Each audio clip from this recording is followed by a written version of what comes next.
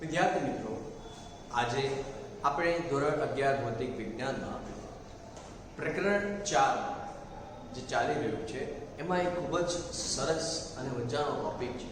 એનું નામ છે પ્રક્ષિપ્ત ગતિ. હવે આ જે પ્રક્ષિપ્ત ગતિ છે એ કેવી ગતિ? પ્રક્ષિપ્ત એટલે શું? પહેલા શબ્દો સમજીએ, પછી ટોપિકની ચર્ચા કરીએ અને પછી સમજૂતી મેળવીએ. તો આપણી પાસે કોઈ વસ્તુ છે, ઓકે, ધારો કે બોલ છે, ક્રિકેટનો બોલ, ફૂટબોલનો કે કોઈ બી પ્રકારનો દડો હોય ને, એને તમે લાત મારીને કિક મારી શકો છો પગથી અથવા હાથથી એને ફેંકો તો તમે જોશો કે એની ગતિ કેવી થાય છે. સીધી તો નહીં થાય. કેવી થશે? તો આ મારો હાથ જોઈ શકો છો કે ધારો કે અહીંયા બોલ છે, તો કોઈ ખેલાડી એને જોરથી પગથી લાત મારી છે તો એ દડો એક તરફ આમ જશે, પછી અહીંયા આવશે અને પછી બીજી તરફ નીચે પડશે. તો જમીન પરથી એક તરફથી ઉઠશે, ઉપર જશે, મહત્તમ ઊંચાઈએ પહોંચશે અને પછી એ પાછો જમીન ઉપર આવશે. તો એનો આકાર જુઓ, એનો ગતિ પથ જુઓ, એનો આકાર આવો તીર કમાન જેવો મળે છે, બરાબર, ઘુમ્મટ જેવો મળે છે, ઘણા બધા આકાર છે. તો એ આકારોને આપણે પરવલય કહેવાય. શું કહેવાય? ગણિતની ભાષામાં પરવલય કહેવાય છે. તો પ્રક્ષિપ્ત ગતિ કરતા પદાર્થનો ગતિપથ પરવલય આકાર હોય છે. એવું આપણે એક પ્રશ્ન જોઈશું અને એ પ્રશ્નનો આન્સર હું તમને કેવી રીતે લખું એ બધું તમને ડિટેલમાં બતાવીશ. ઓકે, તો શરૂઆત કરીએ પ્રક્ષિપ્ત ગતિ. તો પ્રક્ષિપ્ત ગતિ કરતો પદાર્થ એટલે શું? કે જો કોઈ પદાર્થ કેવી રીતે ગતિ કરે તો અહીંયા જુઓ, પ્રક્ષિપ્ત ગતિ એટલે x દિશામાં, સમતલમાં બે દિશા હોય, x અને y.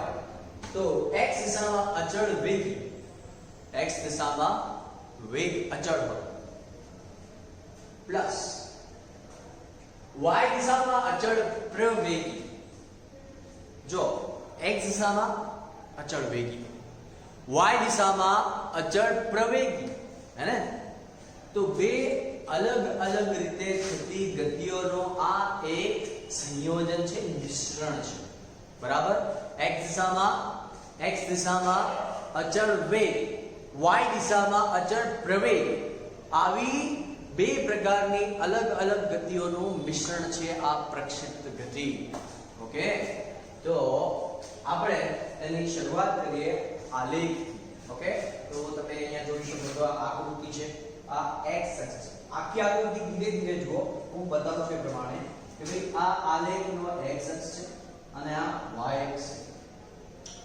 અહીંયા કોઈ પદાર્થ પડ્યો છે ઉગમ બિંદુ પાસે, એને પાછળથી કોઈક રીતે એવી રીતે વેગ આપવામાં આવે છે પ્રારંભિક કે એનો ગતિપથ આવો બને છે. તો જોઈ લો, આમ પદાર્થ જાય છે, આમ.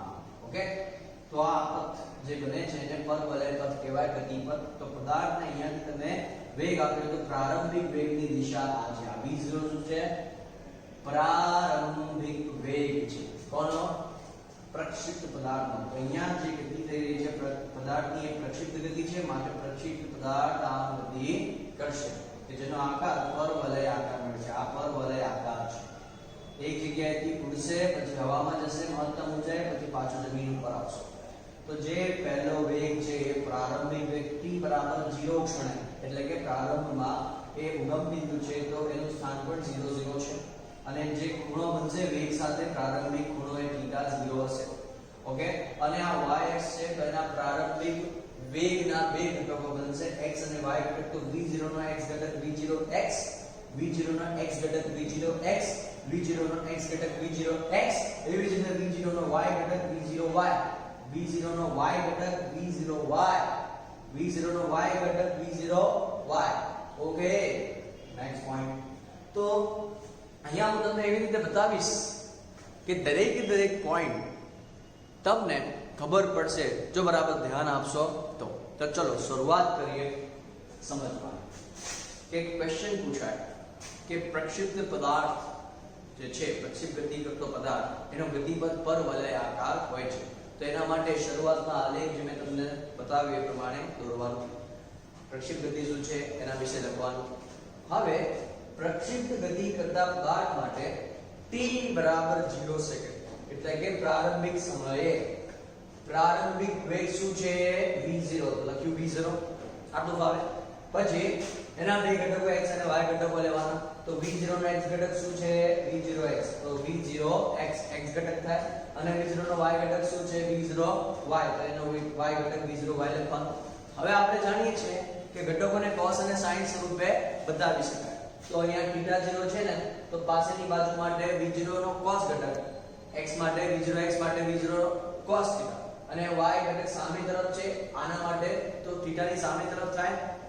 આ v0y અહીંયા પર દોરી શકાય ને, તો θ ની સામે તરફ થાય તો v0 sin θ.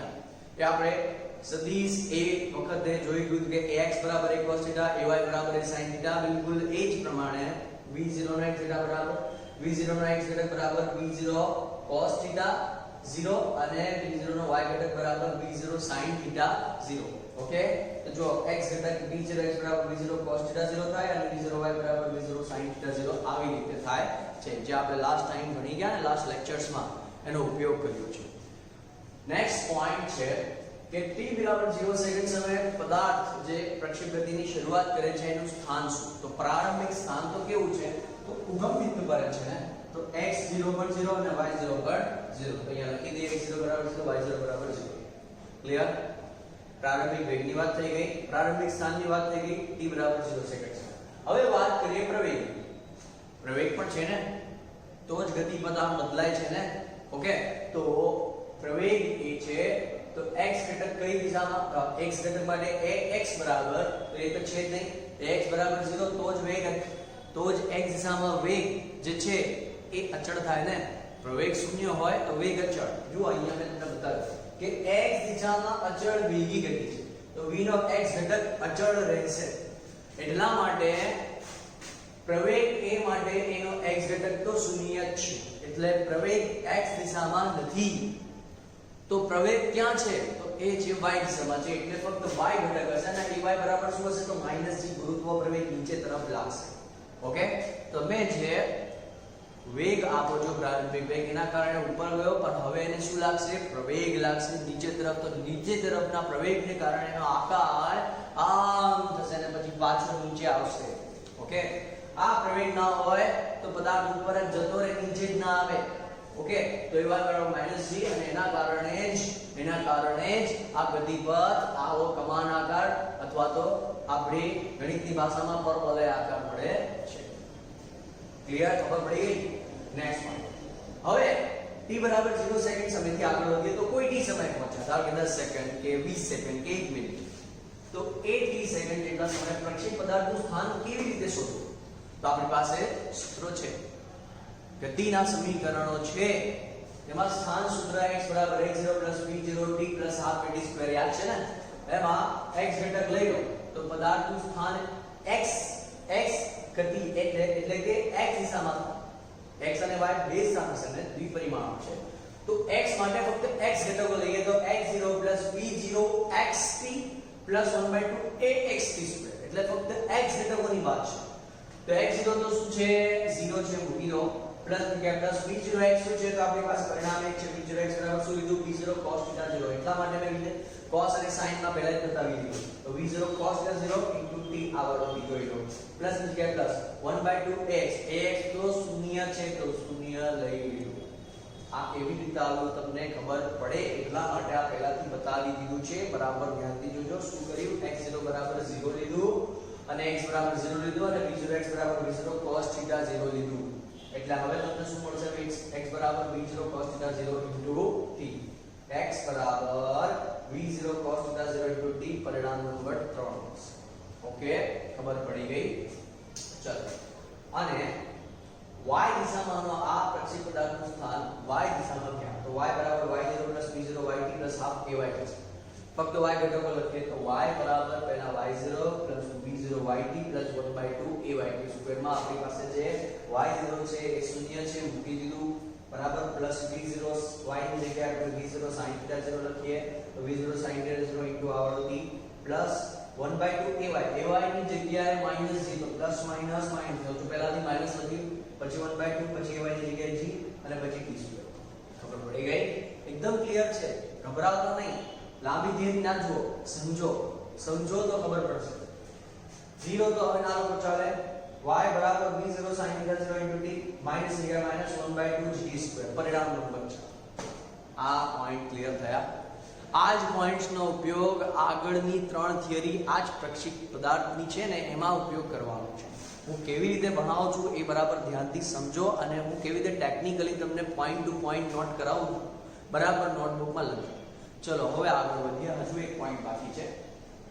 આના પરથી આપણે હવે t સમયે પ્રક્ષિપ્ત પદાર્થના વેગની વાત આ t સમયે પ્રક્ષિપ્ત પદાર્થનું સ્થાન પહેલા t બરાબર 0 સેકન્ડ સમય હતું સ્થાન અને વેગ હવે t બરાબર t સમયે સ્થાન અને વેગમાં સ્થાનની વાત કરી દીધી તો હવે વેગની વાત કરીએ તો વેગ v છે t બરાબર 0 સમયે v0 હતો હવે કોઈ t સમયે વેગ v હશે તો એ વેગનો એક ઘટક vx કેવી રીતે શોધો તેના માટે હું તમને ગતિનો સમીકરણ યાદ અપાવું v બરાબર v0 at માં v નો એક ઘટક vx થશે vx બરાબર v0x axt અને y ઘટક થશે vy બરાબર v0y ayt બસ એ બધી વસ્તુઓ છે અહીંયા સમજો તો vx બરાબર v0x axt vx ડાબી બાજુ લઈએ જગ્યા બરાબર v0x બરાબર આપણે જે મેળવી ચૂક્યા v0 cos θ 0 તો v0 cos θ 0 મૂકી દો પ્લસ ax બરાબર આપણે 0 મેળવી ચૂક્યા તો 0 મૂકી દો તો vx બરાબર તો v0 cos θ 0 થશે એટલે vx અને v0x સરખા જ આવ્યા v0x પણ શું હતું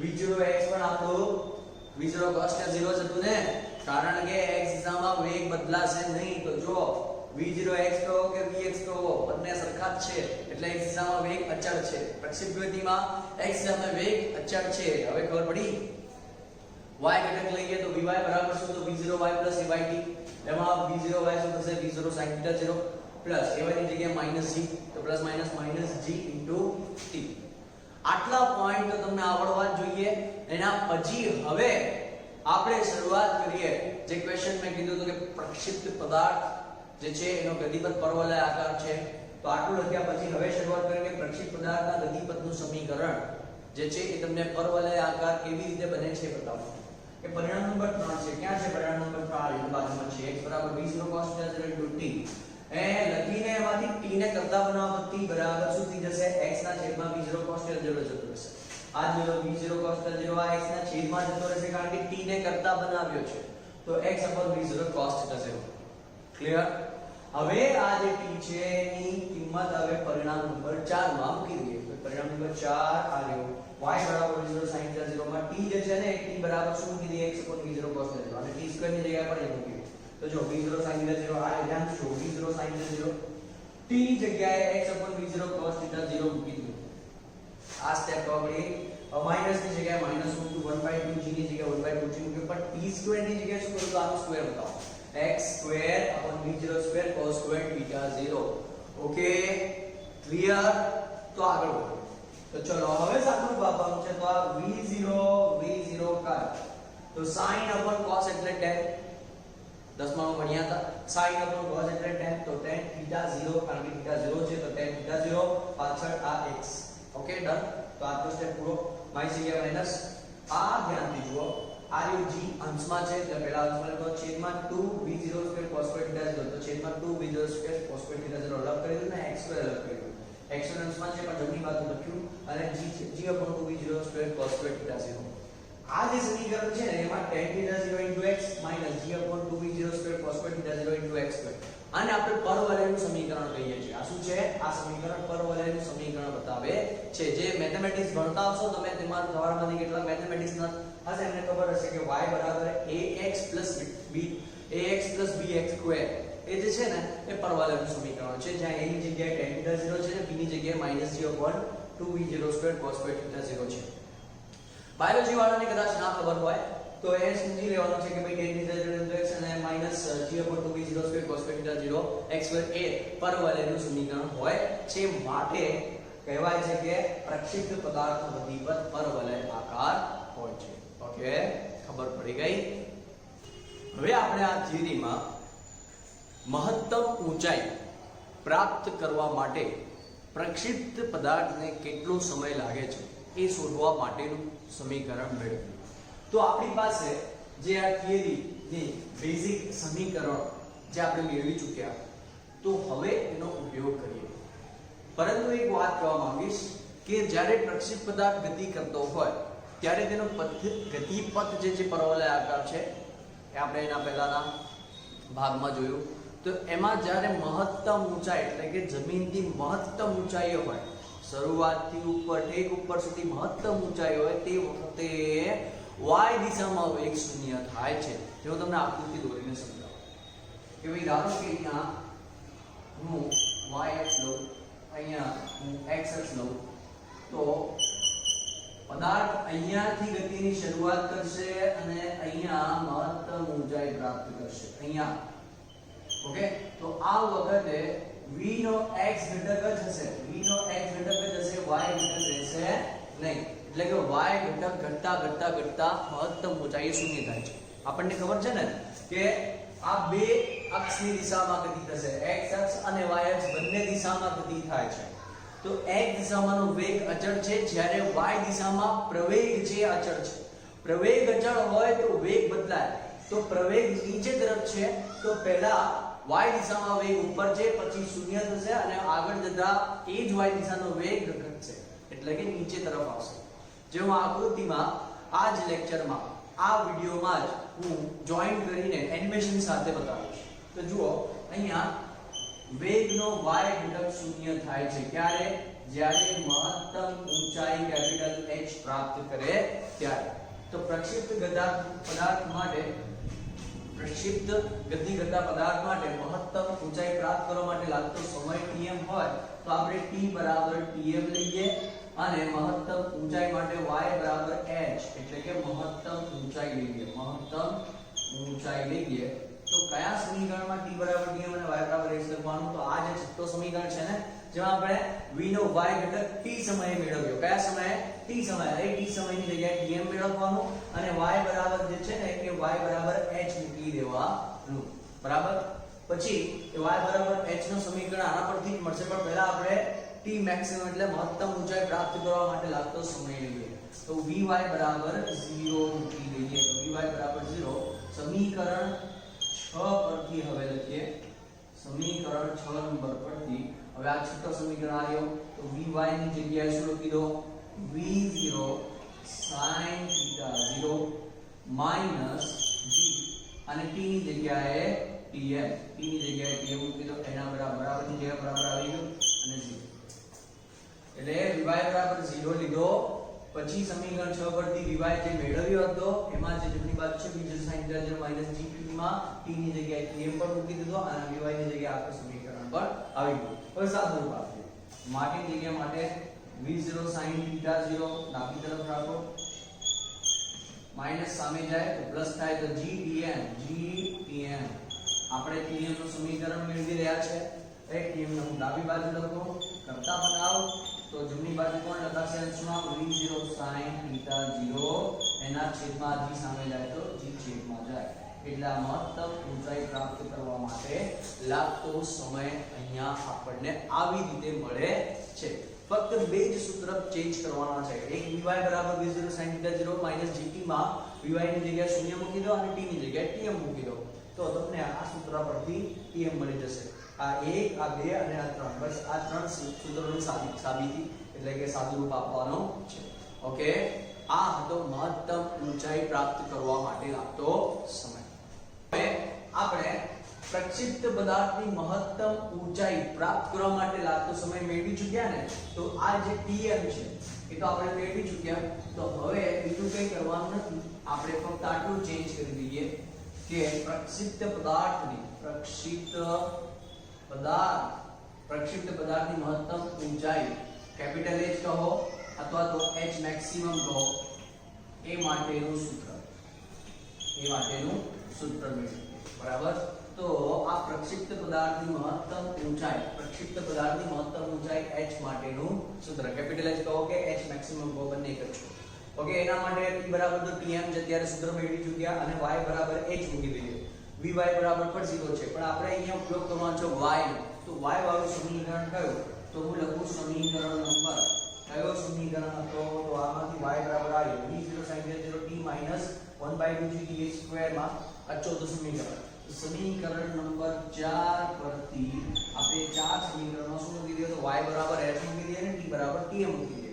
તો જો y ની જગ્યાએ હું h મૂકું છું ડાબી બાજુ, કેપિટલ H y મેક્સિમમ બરાબર આપણે સ્મોલ h maximum લખીએ, સ્મોલ h maximum m લખીએ, h maximum લખીએ બરાબર ની જગ્યાએ બરાબર v0 sin θ 0 t ની જગ્યાએ t મૂકી દઈએ, તો v0 sin θ 0 tm બરાબર ને, v0 sin θ 0 t ની જગ્યાએ આપણે tm લખીએ છીએ. Okay, minus 1/2 g tm square. Okay, હવે આપણી પાસે જે tm નું સૂત્ર છે, કયું? tm નું સૂત્ર, એનો ઉપયોગ કરીએ. મેક્સિમમ માટે આપણે tm નું સૂત્ર v0 sin θ 0 g જે અત્યારે મેળવ્યા એનો ઉપયોગ કરીએ. તો v0 sin θ 0 તો પહેલાથી છે જ, tm ની જગ્યાએ v0 sin θ 0 g minus 1/2g tm ની જગ્યાએ tm નો સ્ક્વેર છે. હવે tm ની જગ્યાએ v0 sin θ 0 g નો સ્ક્વેર પણ બતાવતો નથી દે પહેલાથી વર્ગ સાથે, તો v0 નો સ્ક્વેર પછી sin સ્ક્વેર θ 0 એના છેદમાં g સ્ક્વેર, ખબર પડી ગઈ? આ tm નો વર્ગ છે, તો tm બરાબર v0 sin θ 0 g વધી એનો વર્ગ કર્યો તો v0 square sin square θ 0 g square. હવે સાદુરૂપ આપીએ તો જુઓ ધ્યાનથી, અહીંયા પહેલા પદમાં v0 સ્ક્વેર થશે, sin into sin સ્ક્વેર થશે, પાછળ θ 0 એના છેદમાં g, ફરીથી v0 into v0 square, sin into sin square θ 0 છેદમાં g માઈનસ 1/2 જે છે 1/2 એની જગ્યાએ રાખો, એક જે ઉડી જશે કારણ કે છેદમાં g નો વર્ગ છે, એક જે ઉડી જશે. ઓકે, તો v0 સ્ક્વેર sin સ્ક્વેર θ 0 ઉપર છે, v0 સ્ક્વેર sin સ્ક્વેર θ 0 અને છેદમાં g સ્ક્વેર માંથી એક g જતો રહ્યો તો છેદમાં એક g તો બચશે ને. ઓકે, તો ધ્યાનથી જોવાનું સાદુરૂપ શું થશે? તો આ v0 square sin square θ 0 g minus આ 1/2 v0 square sin square θ 0 g, એટલે કે એક આખો v0 square sin square θ 0 g minus બીજો અડધો v0 સ્ક્વેર, તો એક આખામાંથી અડધો જાય તો અડધો આવે. એ કોન્સેપ્ટનો ઉપયોગ કરીને આપણે ડાયરેક્ટ અહીંયા હું લખી દઉં ઇરેઝ કરીને. તો આપણે અહીંયા સાદુરૂપ આપીએ, જેમ હું અહીંયા ઉપર લખું છું અહીંયા, તો માટે h મેક્સિમમ નું સૂત્ર તૈયાર થાય છે. શું છે? તો v0 square sin square θ 0 g v0 square sin square θ 0 g છે ને, તો આ આખો છે આમાંથી અડધો માઈનસ કરો તો અડધો બચે એટલે 1/2 આવશે, એટલે છેદમાં 2 બરાબર. 1 minus 1/2 કરો, કારણ આપી દઉં, કોઈને ખબર ના પડી હોય તો એના માટે 1 minus 1/2 કરો તો શું આવશે? 1/2 આવશે ને, કોમન વાત છે ને. તો આ એકની જગ્યાએ v0 square sin square θ 0 g છે, minus 1/2 v0 square sin square θ 0 g, એનો મતલબ થાય 1 minus 1/2, એકમાંથી અડધો જાય તો અડધો આવે, તો v0 square sin square θ 0 g આવશે. ખબર પડી ગઈ? આ તો h મેક્સિમમ નું સૂત્ર આ તૈયાર થાય છે. ઓકે, બરાબર લખજો આને, ખોટું ના પડે. ઓકે, હવે આપણે આ પ્રક્ષિપ્ત પદાર્થ એના માટે ઉડ્ડયનનો કુલ સમય એટલે ટાઈમ ઓફ ફ્લાઇટ, એને આપણે tf કહેવાનું છે. હવે એ શોધવા માટે હું તમને આકૃતિથી સમજાવું તો વધારે ખબર પડે કે ભાઈ આપણી જે આકૃતિ હતી એમાં x અક્ષ અને આ y અક્ષ, આ બિંદુ ક્યાંથી ગતિની શરૂઆત કરશે પદાર્થ? પ્રારંભિક વેગથી આવી રીતે ઉપર જશે, મહત્તમ ઊંચાઈ પ્રાપ્ત કરશે અને પછી પાછો નીચે આવશે. એટલે જ્યાંથી ગતિની શરૂઆત કરી ત્યાં અને ત્યાંથી લઈને ઠેક નીચે પાછો આવ્યો ત્યાં સુધી કુલ કેટલો સમય ગયો એને ટાઈમ ઓફ ફ્લાઇટ કહેવાય. ટાઈમ ઓફ ફ્લાઇટ એટલે ઉડ્ડયનનો કુલ સમય. પદાર્થ અહીંયાથી ગતિની શરૂઆત કરે છે, ઉપર જાય છે, પછી પાછો નીચે આવે છે, એને આપણે ટાઈમ ઓફ ફ્લાઇટ tf કહેવાનું છે. એ વખતે શું થાય? તો આ વખતની વાત છે કે અહીંયા t બરાબર tf થઈ જશે અને એ વખતે કોઈ yx રહેશે નહીં, તો y બરાબર 0 કારણ કે પદાર્થ x અક્ષ પર પાછો ફરે. x એટલે સમસ્થિતિથી દિશાની ગતિની શરૂઆત કરી, પાછો સમસ્થિતિ પર પાછો આવ્યો, તો એનો y ઘટક હવે નથી, y બરાબર 0 છે, તો આપણે y બરાબર 0 અને t બરાબર tf લઈએ. તો આપણા ચાર સમીકરણમાં સમીકરણ નંબર 4 માં ઉપયોગ કરીએ તો સમીકરણ 4 અહીંયા પર ઉપર વાપરીએ. સમીકરણ નંબર 4 પરથી કંઈ કરવાનું એમાં t બરાબર tf લઈ લેવાનું, તો y બરાબર 0 લઈ લેવાનું છે. જો કેવી રીતે, તો આ y બરાબર 0 ડાબી બાજુ ઉપર ડાબી બાજુ બરાબર 0, v0 sin θ 0 * t ની જગ્યાએ આપણે tf લખીએ, તો v0 sin θ 0 * tf, પછી માઈનસ છે તો માઈનસ ને માઈનસ ની જગ્યાએ લખો 1/2 gt² ને tf² લખીએ, તો gt² ની જગ્યાએ tf². ઘણા કે સાહેબ બહુ હાર્ડ લાગે છે આ તો. અરે હાર્ડ નથી, બીજું કંઈ કર્યું જ નથી મેં. પ્રક્ષેપ પદાર્થ માટે ઉડ્ડયનનો સમય ચાલી રહ્યો છે, શોધવા માટે t બરાબર tf લઈ લો, y બરાબર 0 લઈ લો. કેમ? કારણ કે ત્યાં y બરાબર 0 થાય છે. y દિશા રહેતી જ નથી, કારણ કે પદાર્થે x અક્ષ પર ગતિ શરૂઆત કરી હતી, y દિશામાં ગયો તો પાછો x અક્ષ પર વાપસ આવ્યો, પાછો આવ્યો, એટલે y બરાબર 0 કહેવાય. તો બસ y બરાબર 0 આપણે સમીકરણ નંબર 4 માં y બરાબર 0 મૂકી દીધું અને v0 sin θ 0 ની જગ્યાએ h અને t ની જગ્યાએ tf મૂકી દો, -1/2 gt માં gt² માં tf². બરાબર. હવે આપણે સાદું ભાગ છે, તો આ ભાગ 1/2 gtf² એ ડાબી બાજુ લખો, તો માઈનસ નું પ્લસ 1/2 થઈ જશે, તો પ્લસ 1/2 gtf². એના બરાબર બરાબર ની જગ્યાએ બરાબર, જમણી બાજુ v0 sin θ 0 tf. ખબર પડી ગઈ? આ પોઈન્ટ આનો આ છે, ખાલી -1/2 gtf² ડાબી બાજુ ગયો તો માઈનસ નું પ્લસ કરે. સાદું ભાગ છે, તો એક એક tf જતો રહે, tf જમણી બાજુ એક ઘાત વાળો, tf બે ઘાત, બે માંથી એક ઘાત જતી રહે, તો એક tf બચે. પણ આ ટુ સામે જાય ને b છેદમાં જાય, તો tf ટાઈમ ઓફ ફ્લાઇટ બરાબર 2 સામે જાય તો v0 વડે ગુણાકાર, તો 2v0 sin θ 0 tf તો જતો રહ્યો, છેદમાં કોણ આવશે, તો આ g છેદમાં આવશે, તો છેદમાં g આવશે, એટલે કે tf બરાબર 2v0 sin θ 0 g. આવી રીતે ઉડ્ડયનનો કુલ સમય મળે છે. ઈઝી છે ને? હાર્ડ લગાવવાનું નથી, ઈઝી બનાવવામાં આવ્યું છે તમારા માટે. જો સમજો તો સરસ છે. ઓકે, હવે આપણે અવધિનો સૂત્ર મેળવીએ. હવે આપણે આ પ્રક્ષિપ્ત ગતિનું ઉદાહરણ જોઈએ, જેમાં આ બોલ પ્રક્ષિપ્ત ગતિ કરી રહ્યો છે, જે x અને y બંને દિશાઓમાં હોય છે, માટે એને પ્રોજેક્ટાઇલ મોશન ઇંગ્લિશમાં કહેવાય છે, અને આપણે એને ગુજરાતીમાં પ્રક્ષિપ્ત ગતિ દ્વારા ઓળખીએ. હવે તોપમાંથી છૂટતા ગોળાને જુઓ, તો આનો પથ જે છે એ પરવલય આકાર છે, જે આકાર છે એને પરવલય આકાર કહેવાય. હવે આપણે વેગને સદિશ દ્વારા સમજીએ કે જે પ્રારંભિક વેગ અહીંયા vi લીધું છે, એ પ્રારંભિક વેગથી ગતિ કરવાની શરૂઆત કરશે, અને તેનો x દિશામાંનો ઘટક અને y દિશામાંનો ઘટક અહીંયા દર્શાવ્યા છે એ પ્રમાણે હવે બદલાય છે. કેવી રીતે એ સમગ્ર પથમાં આપણે જોઈશું. જ્યારે ગોળો આગળ વધે છે ત્યારે એનો y ઘટક ધીરે ધીરે ઘટતો જશે, જ્યારે x ઘટક એનો એ જ રહેશે, એટલે જે પ્રારંભિક હતો એટલો જ, અને y ઘટક આગળ જઈને આ વચ્ચે મહત્તમ ઊંચાઈ સુધી શૂન્ય થઈ જાય છે, જે તમે જોઈ શકો છો. મહત્તમ ઊંચાઈએ y ઘટકનો વેગ જે છે એ શૂન્ય થાય છે, અને vx તો પ્રારંભિક વેગ જેટલો છે, એટલે x દિશામાં વેગ અચળ છે, એ દરેક વખતે અચળ રહેશે, એ પણ આપણે જોઈશું.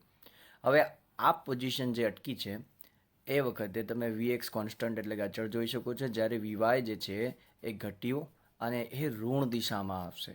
કઈ દિશામાં? ઋણ, કારણ કે એનો વેગનો y દિશામાંનો ઘટક પહેલાં જે ઉપરની દિશામાં હતો એ નીચે આવી ગયો, અને છેલ્લે અંતિમ વેગ 0 થાય છે. આવી રીતે તમે સમજી શકો છો કે વેગ જે છે એનો x અને y ઘટક કેવી રીતે બદલાય છે, જેમાં x ઘટક જે છે એ અચળ રહે છે, અને y દિશામાંનો જે વેગનો ઘટક છે એ પહેલાં ધન, પછી શૂન્ય, પછી ઋણ, અને છેલ્લે સમગ્ર વેગ શૂન્ય થઈ જાય છે. ક્યારે? જ્યારે પદાર્થ નીચે જમીન પર પડે છે ત્યારે. તો આ છે પ્રક્ષિપ્ત ગતિ માટે વેગની સમજૂતી. અને આ જે પ્રક્ષિપ્ત ગતિનો પથ છે એની સાથે આપણે એક્સેલરેશન એટલે પ્રવેગ સમજીએ. હવે આપણે જાણીએ છીએ કે પ્રવેગ એક્સ દિશામાં નથી, એટલે એક્સ બરાબર 0 જે છે એ વાય દિશામાં છે અને એ પણ ગુરુત્વ પ્રવેગ 9.8 મીટર પર સેકન્ડ સ્ક્વેર જેટલો અચળ હોય છે, જેની દિશા હંમેશા અધો દિશામાં હશે, જે તમે જોઈ શકો છો. હવે અંતરની વાત કરીએ તો અહીં અંતર માટે જે મહત્તમ ઊંચાઈ છે એને આપણે કેપિટલ એચ કહીશું, અને જે કુલ અંતર કાપ્યું સમક્ષિતિજ દિશામાં એ આવશે કેપિટલ આર, એટલે અવધિ એને કહીશું, જેના સૂત્ર આપણે જોઈશું.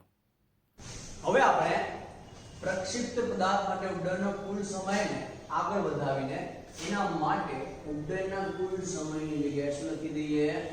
અવધિ. માટે અવધિ આર. અવધિ એટલે રેન્જ, રેન્જ એટલે આર. હવે ઘણાને આ ખબર પડતી નથી કે ભાઈ મેં પ્રક્ષિપ્ત પદાર્થને પ્રક્ષિપ્ત કરતો મૂક્યો તો જે સમક્ષિતિજ અક્ષ છે એમાં પ્રારંભિક બિંદુથી એ ઉપર ગયો, પછી પાછો નીચે આવ્યો, તો તેણે શું કાપ્યું? સમક્ષિતિજ અંતર કાપ્યું. તો આ જે સમક્ષિતિજ અંતર છે એને અવધિ કહેવાય, રેન્જ કહેવાય. કારણ કે સાહેબ હજુ પણ ખબર નહીં પડતી, તો હું તમને પ્રેક્ટિકલ એક્ઝામ્પલ આપું કે ભાઈ જ્યારે તમે કોઈ ગાર્ડનમાં મમ્મી પપ્પા જોડે ફરવા ગયા, એક નાનો બોલ તમારા ફેવરિટ મેચનો, એ ક્રિકેટનો બોલ લઈને તમારા મિત્ર સાથે ગયા છો, સાથે મિત્ર પણ છે અથવા ભાઈ બહેન છે, અને આપણે બોલ ફેંકીએ છીએ એની તરફ, તો એ સામે વ્યક્તિ એને કેચ કરશે, તો તમારાથી સામેવાળી વ્યક્તિને સુધી કંઈક સમક્ષિતિજ અંતર છે ને, તો તમે ઉપર ફેંક્યો બોલ, બોલ ફેંકતાની સાથે એ ઉપર જતા રહેવાનું, નીચે આવવાનું ને, તો નીચે આવશે તો એ સમક્ષિતિજ જે અંતર કાપે છે એને આ પ્રક્ષિપ્ત ગતિ કરતા પદાર્થની અવધિ કહેવામાં આવે છે. એનું પણ સૂત્ર મેળવવા માટે આપણે ટાઈમ ઓફ ફ્લાઇટનો ઉપયોગ કરીશું. તો t બરાબર tf લઈ લેવાનું છે, જે અત્યારે મેળવ્યા 2v0 sin θ0/g. પરંતુ અહીંયા અવધિ સમક્ષિતિજ છે એટલે એ વખતે x લેવાનું, તો x બરાબર r. x બરાબર શું થાય? r. સમક્ષિતિજ માટે x જ લીધું છે, x બરાબર આપણે મહત્તમ અવધિ એટલે રેન્જના ઉપરથી કેપિટલ r લખીએ, તો x બરાબર r લઈ લઈએ, તો x બરાબર કેપિટલ r લઈ લઈએ. હવે સમીકરણ કયાનો ઉપયોગ કરીએ કે જેમાં x હશે? તો અત્યારે y નો ઉપયોગ કર્યો તો y ની ઉપર x હશે, તો આ સમીકરણ 3 છે ને, એમાં x બરાબર r મૂકી દો, તો સમીકરણ નંબર 3 પરથી માટે આપણે લખી શકીએ કે 3 પરથી x બરાબર r મૂકી દો, ડાબી બાજુ આવશે r, ડાબી બાજુ આવશે r, જમણી બાજુ v0 cos θ0, v0 cos θ0 into t ની જગ્યાએ tf, t ની જગ્યાએ tf મૂકીએ. ઓકે, અને આ tf બરાબર નેક્સ્ટ સ્ટેપમાં શું મૂકવાનું છે? 2v0 sin θ0/g. તો r ની જગ્યાએ તો r જ મૂકો, v0 ની જગ્યાએ v0, cos θ0 ની જગ્યાએ cos θ0, tf ની જગ્યાએ શું આવશે? 2v0 sin θ0, 2v0 sin θ0 divided by g. Okay, 2v0 sin θ0 divided by g. હવે સાદું કાપીએ તો માટે r બરાબર v0 into v0, v0 square sin into cos, તો 2v0 square sin θ0 cos θ0 divided by g. Okay, હવે અહીંયા હું થોડું સેટિંગ કરી આપું તમને એક સૂત્ર માટે. v0 સ્ક્વેર ને આગળ લખું તો v0 સ્ક્વેર પહેલા લખીએ, 2 પાછળ લખીએ, અને આ એક સૂત્ર બનશે 2 sin θ0 cos θ0 ને આપણે sin 2θ કહેવાનું છે, સૂત્ર છે. તો એના પરથી હું લખીશ કે v0 square sin 2θ0 divided by g. કારણ અહીંયા ઉપર નથી લખ્યું, કારણ કે 2 sin theta into cos theta બરાબર sin 2θ લખવામાં આવે છે. આ એક ત્રિકોણમિતિનું સૂત્ર છે જે તમારે યાદ રાખવાનું રહેશે. એ આપણી ભાગ 2 ની ચોપડી છે, એના છેલ્લા પાના ઉપર એપેન્ડિક્સમાં આપેલું હશે. મેથેમેટિક્સ વાળા છોકરાઓને આ યાદ હશે, બાયોલોજી વાળા છોકરાઓને કદાચ પહેલી વખત જોયું હશે. તો એના માટે અહીંયા કારણ દર્શક કાઉન્સ બનાવી દીધું છે કે આ કેવી રીતે આવે. 2 sin θ0 cos θ0 બરાબર sin 2θ0 થાય છે. એ સૂત્ર પરથી આપણે આ અવધિનું સૂત્ર મેળવી ચૂક્યા. ખબર પડી ગઈ બધાને? હજુ એક પોઈન્ટ બતાવું છું જે કામનું છે. વિદ્યાર્થી મિત્રો, હવે આ જે મહત્તમ અવધિનું સૂત્ર છે એ તમને દાખલાઓમાં પણ કામ આવશે, MCQ શોર્ટ ક્વેશ્ચનમાં કામ આવશે અને આગળ જે GNET ની એક્ઝામ આવશે 12 સાયન્સ પછી, તો એ વખતે પણ આ તમને ખૂબ કામ આવશે. તો ચાલો કેવી રીતે મેળવીએ? તો પ્રેક્ટિકલી અહીંયા પણ બતાવું કે ભાઈ θ0 જ્યારે 45 ડિગ્રીનો બને, એટલે કે પ્રારંભિક ખૂણો 0 ડિગ્રી, 15 ડિગ્રી, 30 ડિગ્રી, 45 ડિગ્રીથી લઈને 90 ડિગ્રી સુધીનો હોય છે. 0 થી 90 ની વચ્ચે આ એક એવો ખૂણો છે 45 ડિગ્રી કે એ વખતે આપણે જ્યારે 45 ડિગ્રીના ખૂણે પદાર્થને પ્રક્ષેપ કરાવીએ તે ખૂબ દૂર જાય છે, મહત્તમ અંતર કાપે છે. તો એને આપણે મહત્તમ અવધિ કહીએ છીએ. તો એના પરથી એક સૂત્ર મળશે કે જ્યારે θ0 બરાબર શું લેવાનું? 45 ડિગ્રી લો તો તમને r મેક્સિમમ મળશે. તો r ની જગ્યાએ આપણે r મેક્સિમમ લઈએ. ઓકે, તો આપણું r નું સૂત્ર છે ને એમાં θ0 45 મૂકી દો ને r ની જગ્યાએ r મેક્સિમમ મૂકી દો. તો r મેક્સિમમ બરાબર અત્યારે સૂત્ર મેળવી ચૂક્યા ને, v0 સ્ક્વેર sin 2θ0 માં 2 * 45 ડિગ્રી આવશે. આ બરાબર લખું દેખાય એવી રીતે sin 2θ ની જગ્યાએ 2 * 45 degree. Okay, divide by g. v0 square sin 2θ0 હતું ને, sin 2θ0 માં θ0 બરાબર 45 ડિગ્રી ઉપર છેદમાં g હતું ને એ ફોર્મેટ. તો બરાબર જગ્યાએ બરાબર v0 સ્ક્વેર ની જગ્યાએ v0 સ્ક્વેર sin 2 * 45 થશે sin 90 degree divide by g. તો sin 90 ડિગ્રી તો 1 થાય, માટે ફાઇનલી આપણું r મેક્સિમમ નું સૂત્ર બને છે એ છે v0 square divide by g. તો આ સૂત્ર મહત્તમ અવધિનું થાય છે, જે ખૂબ જ અગત્યનું છે. આના પરથી દાખલાઓ પૂછાશે. ખબર પડી ગઈ બધાને? એક और MCQ છે, અને MCQ અથવા શોર્ટ ક્વેશ્ચન જે આમાંથી આવે છે એ છે કે જે ટાઈમ ઓફ ફ્લાઇટ છે, ટાઈમ ઓફ ફ્લાઇટ અહીંયા સુધી, અહીંયા મહત્તમ ઊંચાઈ પ્રાપ્ત કરવા માટેનો સમય tm હતો ને, એ હંમેશા tm કરતા બમણો હશે. તો tm બરાબર 2tm થાય છે. એની ચકાસણી આપણી પાસે અત્યારે જે સૂત્ર આપણે મેળવી ચૂક્યા એનો ઉપયોગ કરીને તમે ચકાસી શકો છો. tf બરાબર 2tm. ઓકે,